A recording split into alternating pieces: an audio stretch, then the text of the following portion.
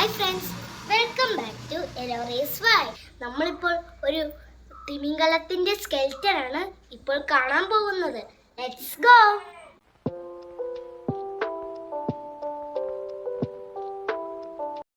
ഇദ്ദേഹമാണ് Jiji sir. തിമിംഗലത്തിന്റെ skeleton വളരെ മനോഹരമായി ഉണ്ടാക്കി പ്രദർശിപ്പിച്ചിരിക്കുന്ന കാഴ്ചയാണ് നമ്മൾ ഈ കാണുന്നത്. നിങ്ങൾ ഓർക്കുന്നില്ലേ 2023 കോഴിക്കോട് ബീച്ചിൽ ഒരു തിമിംഗലം കരക്കടിഞ്ഞത്? ആ തിമിംഗലത്തിന്റെ സ്കെൽറ്റനാണിത്.